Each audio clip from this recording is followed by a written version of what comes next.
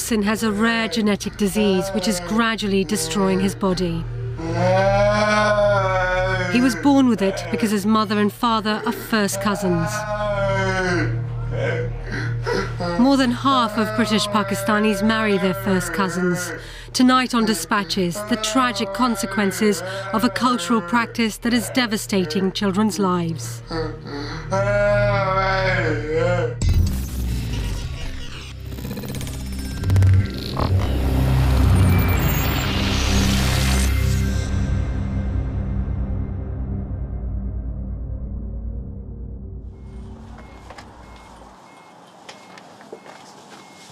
Mohsin Akhtar is 17 years old and lives with his family in Bradford.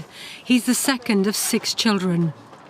He's blind, he can't walk properly and needs round-the-clock care.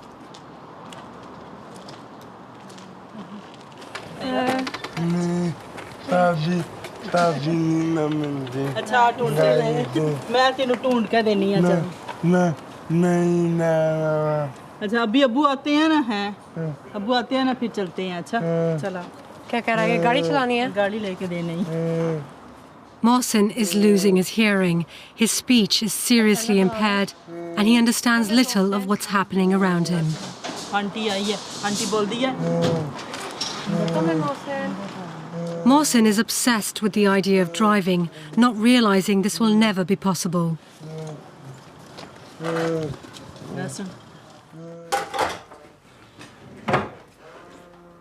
Mohsin's younger sister Hina is 13. She's the Akhtar's 4th child. Her sister Zainab is 11. Both sisters have inherited the same disease as Mohsin. They can neither see nor hear. All 3 children have an extremely rare genetic disorder called mucolipidosis type 4. Their bodies cannot get rid of waste products properly, affecting everyday brain function from vision to movement.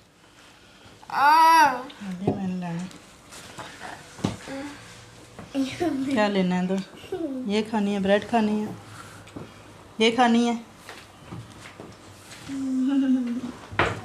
दोनों बिल्कुल ही blind है इसको थोड़ा सा light on और of इसको पता चलता है ये तो मेरे ख्याल ऑलमोस्ट हो चुकी है blind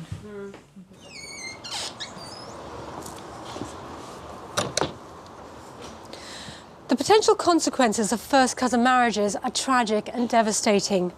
My grandparents are first cousins. 5 of their daughters died in childhood and 3 of my uncles were born deaf. At the time, no one knew why because the facts were not known. Today, the medical facts are established, but the practice continues. Here in Bradford, where the Akhtars live, 75% of Pakistanis marry their first cousins. Anywhere between 4 and 10% of the children in these families will be born with genetic abnormalities. And these illnesses are often fatal. 1/3 of children with diseases caused by recessive genes will die before they turn 5.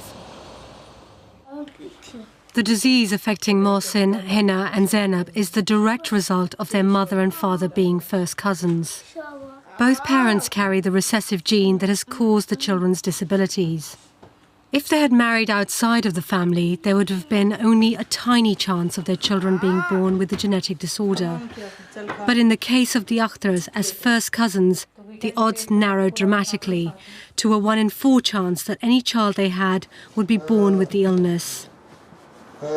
In the event, 3 of their 6 children were born with the disease. Fatima is the youngest and healthy. She's 7 years old and has had to watch her siblings deteriorate over the years. So what's it like living, having 2 sisters? Is it fun? What's the best bit? I play together. क्या हुआ है What's the most difficult bit? Like when they're crying and we can't stop them crying.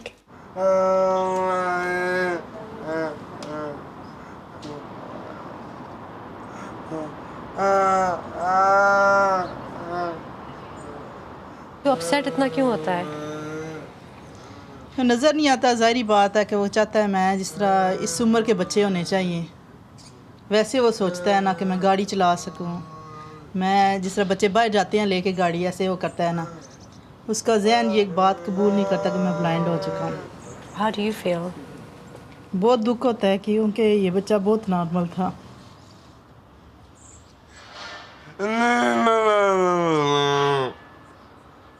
अगर ये बच्चे normal होते तो अपने अपने घर के हो जाते, वक्त के साथ साथ अपना आप संभाल लेते। तो एज वाइज तो मुझे बहुत मुश्किल महसूस हो रहा है ना, मैं कैसे इनको करूँगी deal.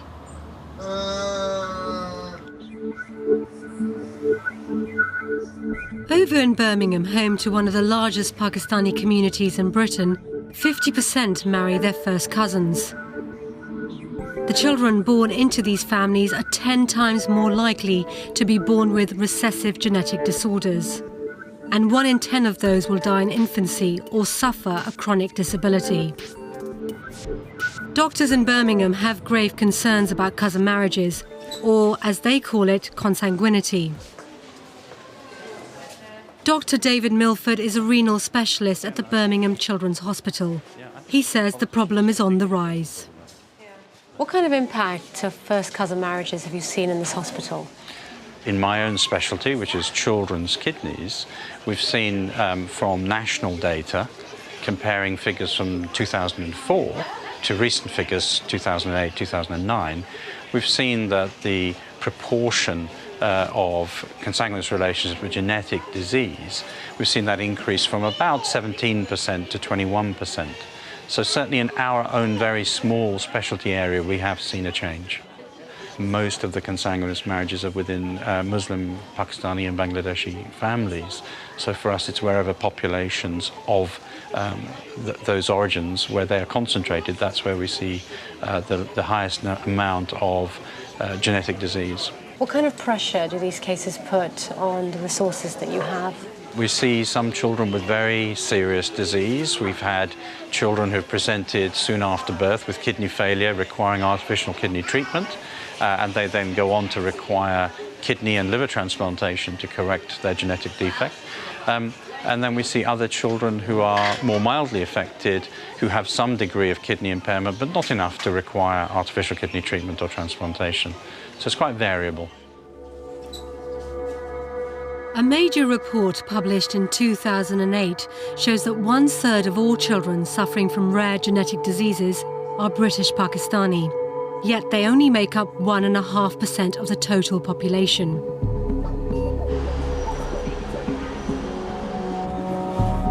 More than 70 published British scientific studies have shown that cousin marriages lead to an increased chance of having a child born with a rare genetic disorder. A significant number of these children will have serious kidney or liver problems.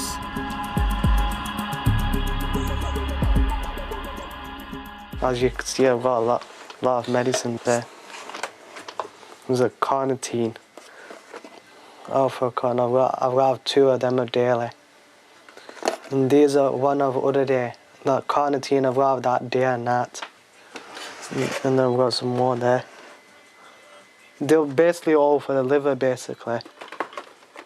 Azmat Mahmood lives in Nelson, Lancashire. He's 17 years old and lives with his mum, Parveen. God, I smell these medicines really bad. He has to take a powerful cocktail of medications to help him get through his day, sometimes as many as 11 tablets at a time. He has a rare genetic condition called propionic acidemia. He lacks an enzyme that breaks down protein in the body. Yeah, you only have them in the morning. Yeah, 1.5. Azmat was diagnosed at 15 months old and was one of the youngest children in the UK ever to have a liver transplant. And that's it. Put them back. And there I've had my medicine and I'll scarf water. These medicines are like strong, so it can make you a bit hyper sometimes. So a lot of medicines I've got to keep. If I don't have them, then I can feel a bit weird sometimes, not myself. So it's important that I have them. When Azmat was first diagnosed, his doctors told Parveen that his rare liver condition was hereditary. By marrying her first cousin, she and her husband increased the chances of passing the disease on to their children. So after his transplant. Oh, bless him.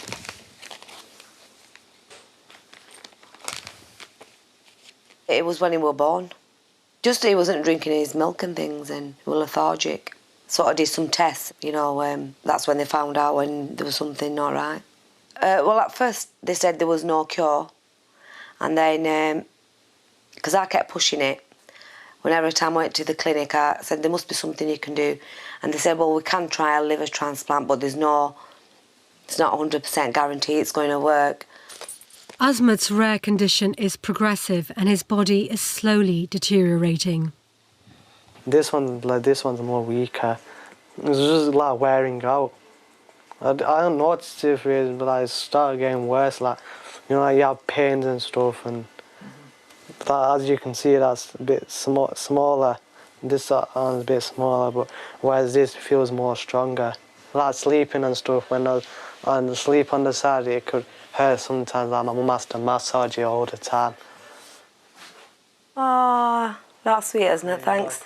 Did you make it yourself? Yeah, I made it myself. Did you manage? Yeah, I managed to make it. I made it myself. Cool. Yeah. They haven't been doing liver transplants that long in children for them to know how long it will last.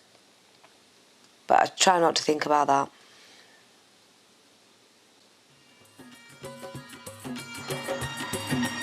Cousin marriages have been a long-established cultural tradition amongst many British Pakistani families. But it's not just within this community. In the past, the British royal family married their first cousins too. Today, though, it is mostly Pakistani, Bangladeshi, and some Middle Eastern and East African families that continue the custom.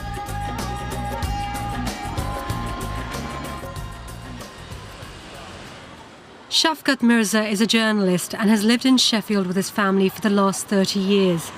He invited me to his local community centre to meet friends, some of whom are married to their first cousins. They said they've never experienced any health problems. Is it a good patch? Oh, yes. Stories? In Sheffield, we've got about a population of about 25,000 Pakistanis living. What's your view about cousin marriages? For 800 years, we prefer to marry within our families. May not be the first cousin, maybe the second cousin or third cousin, but we marry. I am married for the last 25 years successfully with my first cousin, and I've got 5 children. And thanks to Allah subhanahu wa ta'ala that they're all fine and well. I'm married to my first cousin. You know, I've seen many benefits of it. You're in the same circle of relatives as your partner, and they have a real understanding and often probably go that extra mile. My wife is my mother's sister's daughter. Yeah, we are cousins, but you know what I mean?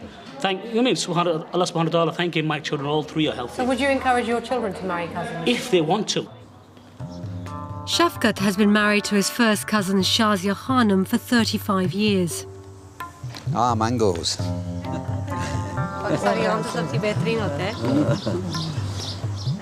His mum and dad, Farnam Begum and Ali Bahadur, are also first cousins. Shafkat's eldest son Imran has continued the family tradition and just married his first cousin in Pakistan. That's 3 generations of first cousin marriage. तो फायदा क्या पड़ता है cousin से शादी करें तो? फ़ायदा ये है कि हमें एक दूसरे की आपस में हमदर्दी पैदा होती है, कोई तकलीफ़ होती है तो एक दूसरे की तकलीफ़ को हम तकसीम करते बांटते हैं। मेरी बहू ये मेरी तकलीफ़ को महसूस करती है और ये एहसास करके ये फ़ौरन पहुंचती है कि इनकी मदद को पहुंचो। अगर इसको कोई तकलीफ़ होती है तो मैं फ़ौरन पहुंचता हूँ। इसी तरीके इनको जो आपस में हमदर्दी होगी, अगर हम बाहर से शादी करेंगे तो वो हमें हमदर्दी नहीं मिल सकेगी। It's a very happy atmosphere. For example, at weekends, all the families get together at this house, and we call Dad's house like White House. You know, everybody is called into this parliament, and they would have food together, they would have chats together. आप भी ये बात मानती हैं? जी हाँ, जो इसके बहन भाई हो ये पहले मुझसे प्यार करते हैं तो इसी की वजह से ज़्यादा करते हैं हम उधर जाते हैं तो हमारा जो घर है उधर मुझे जाने ही नहीं देते वो बोलते हैं इधर ही रहें हमारे पास हम आपका देखभाल करेंगे क्या ज़्यादा मोहब्बत प्यार होता है ना अगर कुछ बोल भी जाए ना जो बड़े हैं तो इतना महसूस नहीं होता क्योंकि हम रिश्तेदारी ऐसी होती है बहन भाई होते हैं उनके अगर औलाद एक दूसरे के घर शादी हो जाती है We haven't seen any negativity in it, so therefore we are all for it. Although between 4 and 10% of the children of first cousins are at a high risk of recessive disorders, people who support cousin marriages say this means that 90 to 96% of the time the children will be healthy. People outside the Asian community or the Pakistani community would say, well, why would you want to marry a cousin? You know, there are health risks and also, you know, look outside.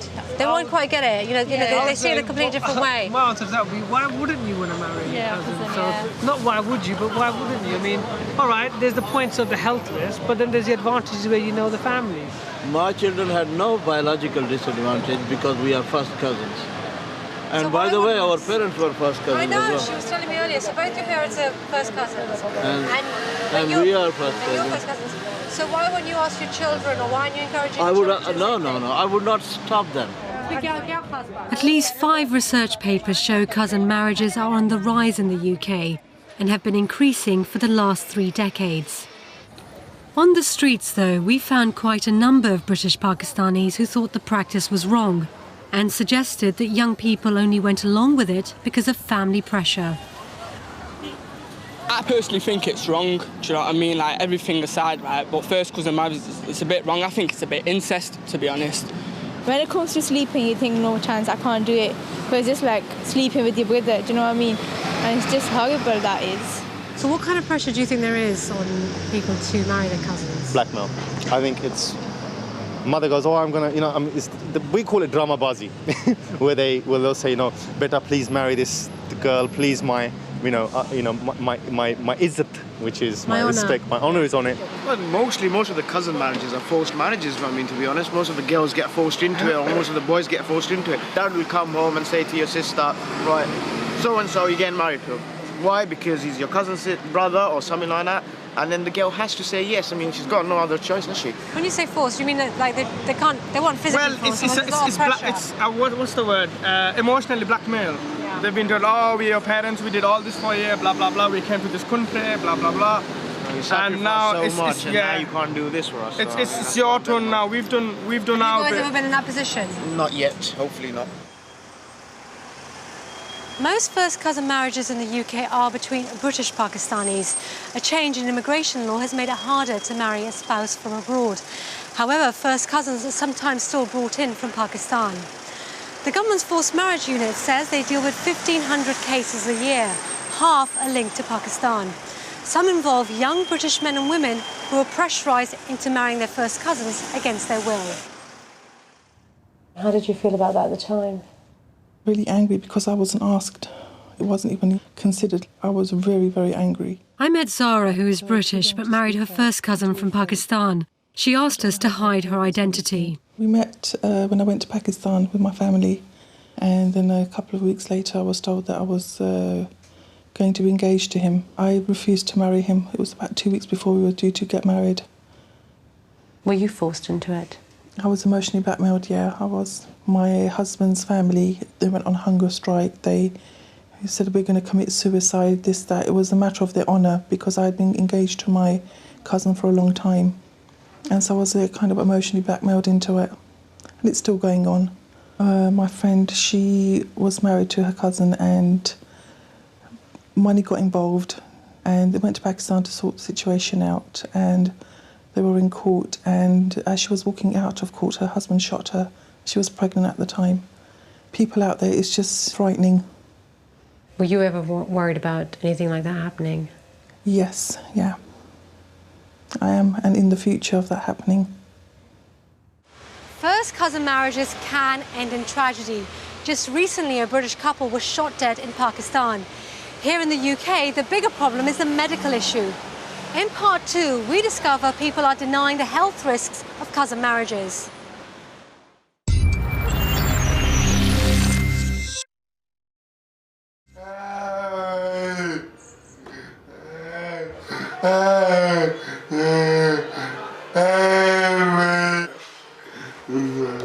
In Bradford, at the Akhtar family home, life is unbearably difficult. Mohsin feels constantly frustrated. His two sisters, Hina and Zainab, are unable to look after themselves, and their sight and hearing is getting worse. Their parents find it hard to come to terms with the idea that as first cousins, they pass down a gene that caused their children's terrible disabilities. What has the doctors actually told you about this? It told you that it could be anything to do with the fact that you two are first cousins? Yes, they told this is a genetic disease, but I don't think this is right, but they told us. My other brother, he got married with her sisters.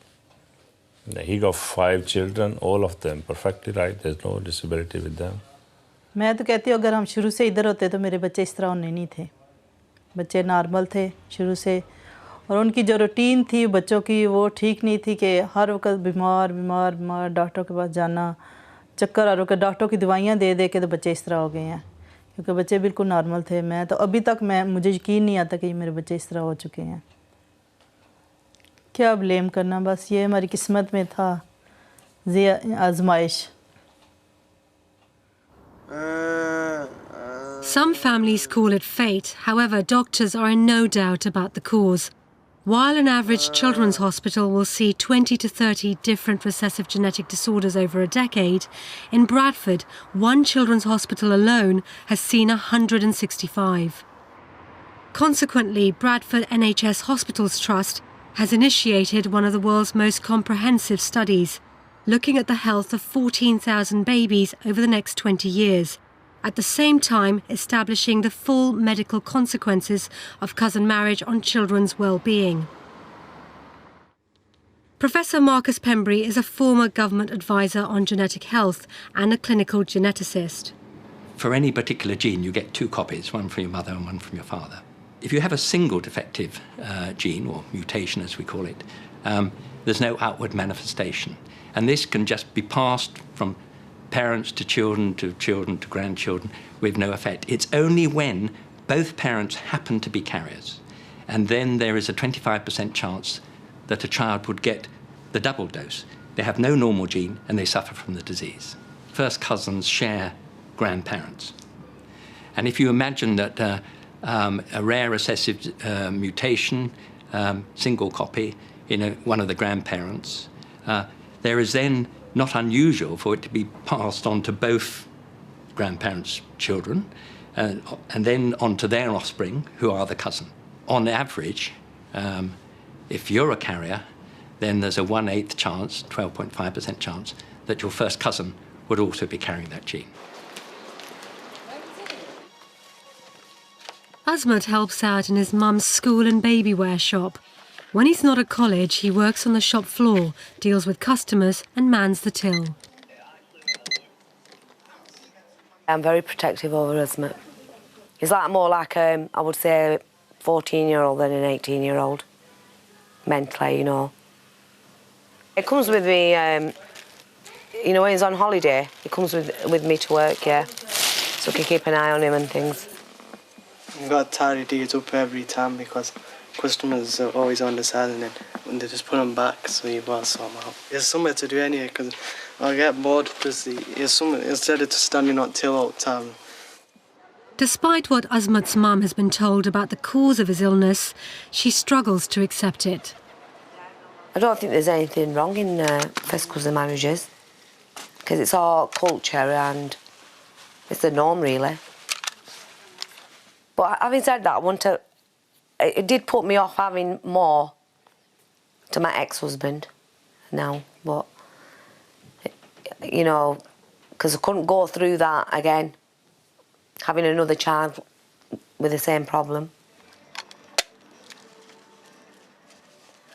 The thing is, though, it's not guaranteed that it's going to happen, though. It's like high risk, it's 1 in 4, but it could be, like, if it's 1 in 4, it's like 3 could be okay. Yeah? Just think it was one of those things. Because my daughter, she's fine. Yeah, what's that? What have we bought? Azmat's older sister Syra also lives at home and helps out at the shop when she can. When I was young, I couldn't understand, well, why was I born perfectly fine and stuff, and my mother had a condition and things like that. A lot of families think it's just luck. Yeah, the luck, you know, the way it's meant to be, or God's will, as they say. That's how it is perceived, I think.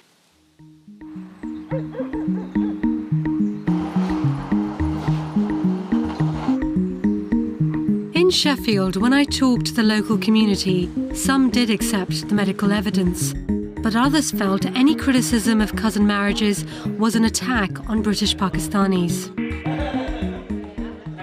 The community does feel that it's being targeted all the time at the minute, whether that be through the prevent agenda, forced marriages, first cousin marriages now, and the community is like battening down its hatches and not wanting to engage, not wanting to, share their experiences, and it does feel like we're drowning in all sorts of attacks here. I don't see any reason, any high prevalence of a particular disease in Pakistan where people have been marrying from centuries with the first cousins. It's scientifically, there's an evidence that, children are being born with disabilities from first cousin marriages. If that is true and evidence is there, then obviously identifying the issue and then basically raising awareness amongst the communities, that is something I feel needs to happen. They should talk about it, but it's how you talk about it. You should make it a general thing rather than target it at a certain community. People in the community are going to hold their hand up and say, oh, us again. Cousin marriage is really, I think, it's about time that we should really have seriously to think about that, because our coming generation, they are suffering. The consequences of cousin marriages are a major public health issue. It costs the NHS many millions and has huge implications for other services. A government study shows that British Pakistanis are 3 times more likely to have children with learning disabilities than the general population. And it costs nearly £250,000 a year to care for each child. So what are politicians doing? We approached 16 MPs with a significant number of British Pakistani constituents for an interview. All of them declined. We also asked 30 MPs who represent these communities to give their views in a survey. Only one, who wanted to remain anonymous, replied. He didn't answer the survey but told us it is a subject which evokes very strong emotional responses. And anybody seeking to raise the subject, even by way of giving professional medical advice, runs the risk of being attacked by individuals who have their own agenda, often political. Why was it received so badly? One politician who would talk to us was former MP for Keighley in West Yorkshire, Anne Cryer. She's been criticised in the past for trying to discuss the health problems caused by cousin marriages. Do you see it then, first and foremost, as a public health issue rather than an issue about the community that one has to tiptoe around? It's a public health issue, and we deal with public health issues by raising awareness, by talking about the subject, such as obesity, such as drug addiction, such as alcohol. But for some reason, we're told that we mustn't talk about cousin marriages because this is a sensitive issue. Now, I think that's absurd. We have to talk about this issue in order to find solutions. And you're a lone voice, a lone public voice willing to talk about this. Why are there so few politicians prepared to come forward and say, look, we need to tackle this?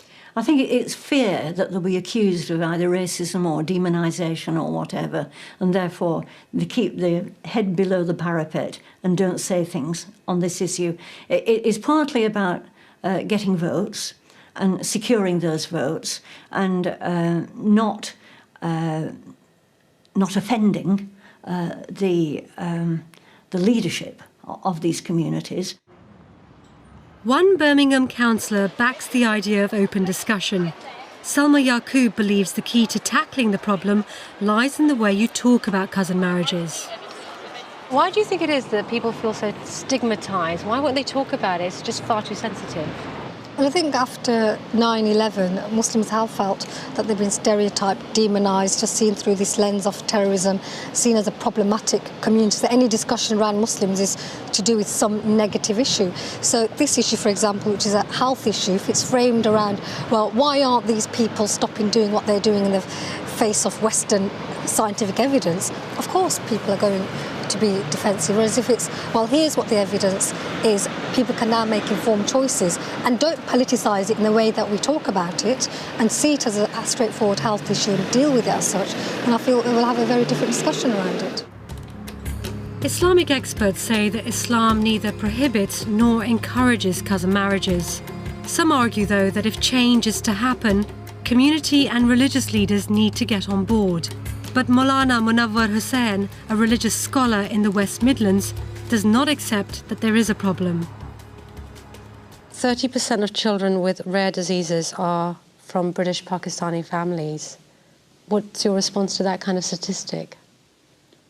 I will ask, what is the percentage in other communities? But Maulana, doctors are saying that there's a link. Families who are suffering from this, who are first cousins, who are British Pakistani Muslim, are saying there's a link. The specialists in this area are saying that there's a link. Why are you not accepting that? Well, I don't have any knowledge in that regard. Look, I have a whole, reams and reams of evidence here, scientific evidence that proves that there's a link, and you're still denying it. No, what I said, I don't have knowledge on that.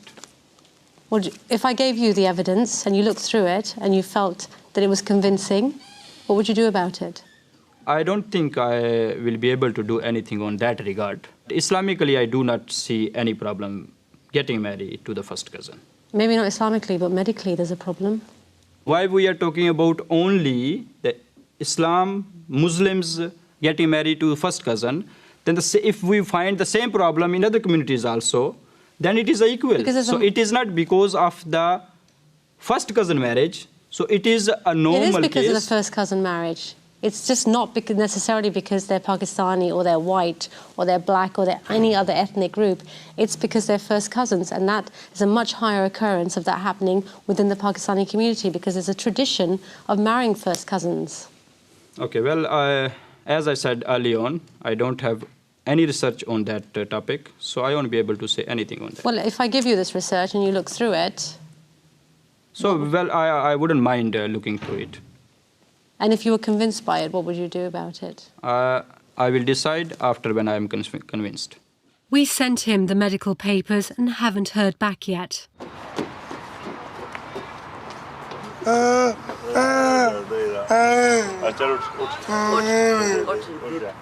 It's a bit hard actually to tackle the issues of these children. I don't know what is their future, how they will live even if we are not here. In part 3, we ask if children like the Akhtars are paying the price of political correctness because health workers and politicians are afraid of being labelled racist. Difficult life.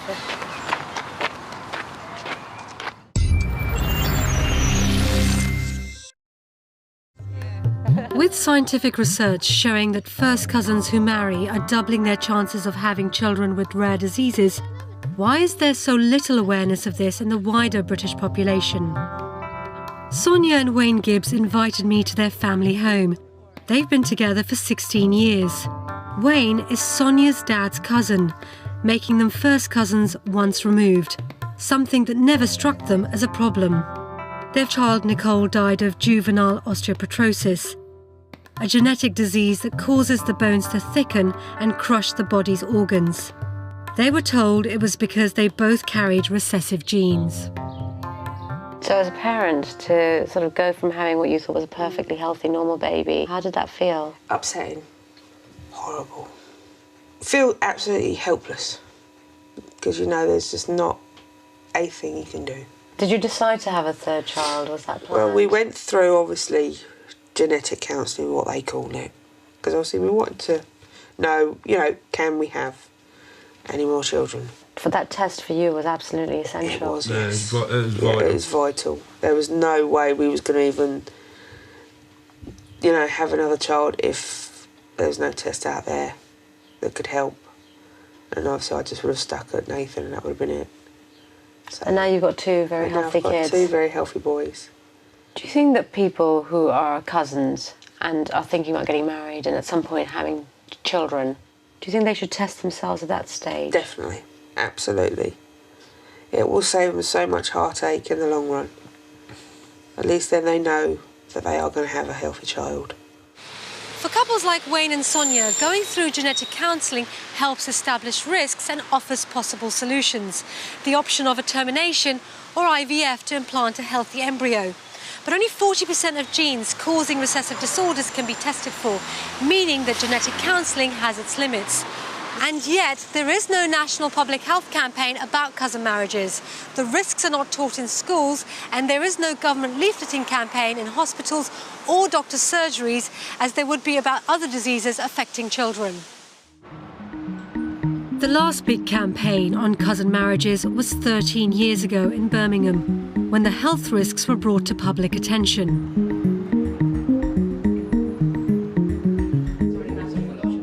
Dr. Jackie Chambers, the Director of Health in the city, explains how some British Pakistanis opposed the initiative. What was the reaction to your campaign at the time? Well, I think the reaction was quite mixed. We did get some support from some religious leaders and from some communities. And for about 2 years, we were, within the context of promoting healthy mothers and healthy babies, getting some awareness of the message about the additional risks. We found out subsequently that there was also quite a hostile undercurrent. People were tearing up our leaflets, and they were also putting counter messages across in terms of what was seen as an attack on those communities. With the campaign provoking such a negative response, it wasn't repeated. Now normal practice is to advise individual families most at risk, rather than high-profile national health programmes discouraging cousin marriage. Professor Marcus Pembry feels that targeting families individually, rather than issuing national public health initiatives, is the way forward. You are against the idea of it being a public health issue, but many people we've spoken to, many doctors and people who work with local authorities, say that the cost of the NHS is absolutely enormous, and therefore we need to make it a public health issue so as to reduce the problem. Of course we have to tackle it, but it's not like smoking, where people want to smoke and the public health campaign is trying to stop them smoking. These families don't want to have children with these diseases.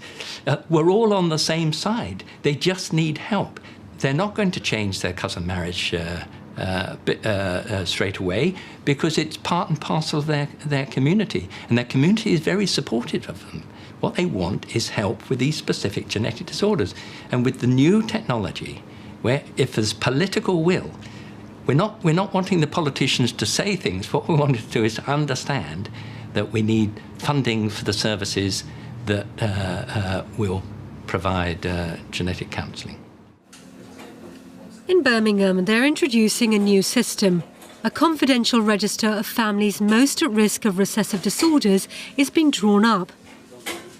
They will be offered counselling and genetic testing, which is hoped will reduce the number of children born with disabilities by half over the next decade.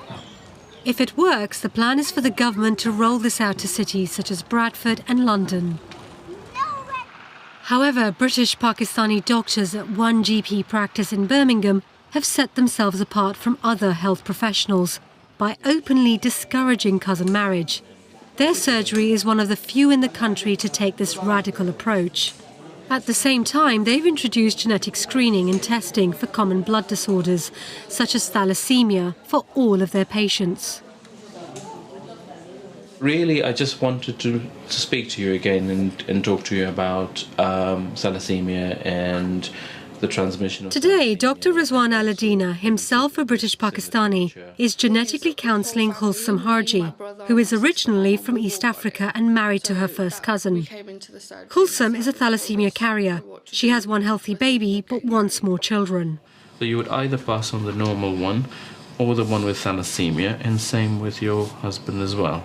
Yeah. So in terms of combinations, this is the dangerous combination when the child has both thalassemia gene, and that child would be a thalassemia major child, but that is 1 in 4 chance. Yeah. Okay. The other possibilities are the children being carriers, which is... Helping patients make informed choices is a priority for Dr. Al-Adina. He says he's done this with the help of local religious leaders. It has taken a good time, for about almost 20 years, to change attitudes, getting the support of the clergy. That is the key. I think at the end of the day, if you do not have the support of the religious leadership within your community, particularly in a Muslim community, then your message is not going to get through. This is not an attack on Islam. It is not an attack on Islamic principles or its fundamentals. It is merely concerns from fellow Muslims regarding health risks. It is fine to marry your cousin as long as you know the risks that you're taking and as long as you get yourself tested and you're not in an affected partnership. But then, if you look at the amount of genetic illnesses that there are actually there, you can't test for everything. So the sensible thing would be to say, if you can avoid these partnerships, then it's actually better.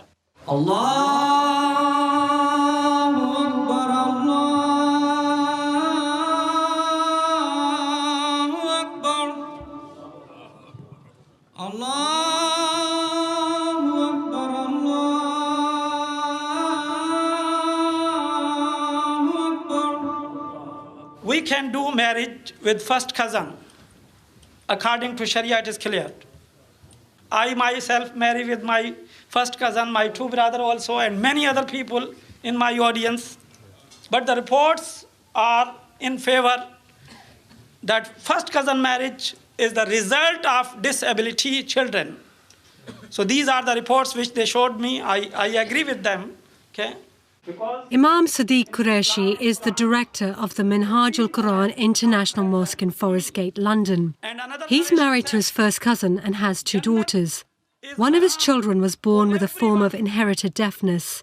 The other suffers from a rare recessive disorder called marble bone disease. He regularly tackles health issues in his Friday sermons and isn't afraid to talk about cousin marriages. It's very clear, cousin marriage is permissible in Islam. It is not, you can say, you must do that or you must not do that. These are the suggestions, guidelines. So what would you say, based on your personal experience, what would you say to the people who come to this mosque? I must say, as a religious scholar, that people must think on this issue and people get awareness. People must learn, go to the GPs, go to their consultant, and they must learn about the couple. They are intending marriage with their cousin. They must think before they are taking their decision. If they feel any symptoms, any genes, okay, so they must test themselves before marriage. Okay. In future, might be they get a big situation. Now, in this country, there are many facilities, so they must go for the test, and then that will be better for their future. According to Islamic viewpoint, this is the big jihad. To bring the healthful society, it is the big jihad of this time. Azmat and Mum are at the hospital for his latest checkup. Come on, let's have a look now. That's nice. Right, 156. So he's about 5'2". He is about 5'2". The doctors need to see him once every 6 months to monitor his health. This time, the news isn't good. Nice to see you again, Azmat. You okay? Have a seat. Like when I'm playing with my friends, I get tired easily. My legs get tired easily. Your legs get tired easily. Both legs? Yeah. I've been having pains in my arms. It's been carrying on. It's gone like more weak, I feel. Then it closes and it's hard to open sometimes. So it closes by itself, does it? Yeah, it goes like pretty tight, and then I'll go like down, and I'll stretch out. Okay. I couldn't see any fasciculation before, so. There's no fasciculation at all, is there? No. Put your hands on your hips for me, can you? It starts hurting when I do that. I'm sorry about that. Just put your hands on your hips. My granddad tells me to have plenty of milk. Does that help? Yeah. Certainly does. Just put your head straight like this. Can it get better, or does it take time? What, the arm? Yeah. I think it's hard to know. We haven't managed to completely explain why you've had this trouble. We wouldn't claim it in any way to have a complete cure or treatment for propionic acidemia by now. Right, so you still haven't found a cure for it? No, because it's a genetic disease that in a way affects every cell in the body. Oh, sorry. Okay? You all right? Yeah. Come see what I'm doing. During my time making this film, I've seen firsthand the benefits of cousin marriages, but also its tragic consequences. One medical study estimates that nearly 700 British Pakistani children are born with serious disabilities every year. If this was any other health risk in the UK, there'd be a huge national campaign to raise awareness. Until this happens, many more innocent children will be born to lives of unimaginable and preventable suffering. My dream is maybe to get a good job and build something on myself and get married, have a family on my own as well. It's if you marry your cousins, it can't always work out, because if you're marrying someone, you could have a disease because you don't know what that other cousin's got. So it's important to say if they have kids, you don't know if that say if that cousin's got a disease or something, how that kid could be born, because some can be born different, can't they? So it's important that you think who you're going to marry. Marrying into family is not always a good idea.